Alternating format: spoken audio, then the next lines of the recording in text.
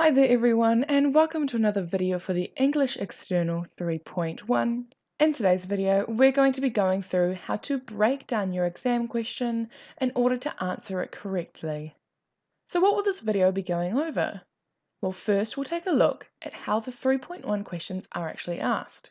Next, we'll go ahead and break down the exam questions, highlight what are the important parts of the question, and then finally go over what your next steps are to preparing for this external. So how are the 3.1 questions asked in this exam? In your exam, you're given 8 potential questions for you to answer with your essay. Thankfully, you just need to pick one of these to focus on. These 8 questions will vary from each other quite significantly. In some years, there are some very unique or unusual questions that do pop up. Thankfully, the same 6 key aspects about your written text do pop up in questions, and therefore you can prepare for these. These questions just tend to vary from each year in their wording. So how's the exam question broken down? There are 2 parts to every possible exam question that you can be given, and each part has one written text aspect for you to discuss. The first part of the exam question will usually focus on one of these 3 aspects: setting, character, or language features, where the second part will usually focus on either an idea or message or an emotional response from your reader. For example, these are questions over the last few years.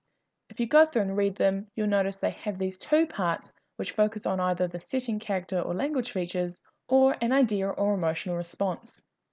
You might be a little intimidated by this, but thankfully, the same things are asked each year. They're often just worded slightly differently. For example, these are some questions over the last few years. If you go ahead and read each of these, you'll notice they're essentially asking the same thing. The first part is all about the setting of your text, and the second part is about the idea or theme that your text is trying to convey. Because things are often repeated like this, you can prepare for this exam by studying these aspects. So, what are the important parts of your exam question? Well, part 1 will usually comprise of either character, setting, or language choices, where part 2 is the idea or themes conveyed, or the audience's emotional response to the text. When preparing for this exam, you need to pick at least one of these first aspects to study, and at least one of the part 2 aspects to study. You also need to prepare for a part of the exam question known as important texts, and it can fall under either part 1 or part 2 of the exam question, so you also need to prepare for this third option. The next 5 tutorial videos will go through each of these aspects in depth. To be as prepared as possible for this exam, you should prepare multiple aspects for each part of the exam question. This is because some years, not every combination of the 2 parts come up. If you don't do this, you might not be prepared to answer the certain combinations that are available to you. So what do you need to know now?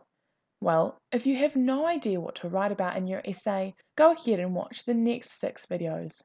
After doing this, you need to pick at least one part 1 and part 2 aspect, as well as preparing for the important text aspects. You should then go and watch videos 10 and 11, which is all about how to structure your essay, and then have a go at writing a practice essay with some past exam questions. Or, if you've already decided what aspects you want to focus on, go ahead and watch the videos relevant to these chosen aspects and watch videos 10 and 11 on structure so that you can then have a go at writing your practice essay with some past exam questions. That's all from me. Thank you so much for watching this video. Go ahead now and follow these instructions to watch the videos on the written text aspects.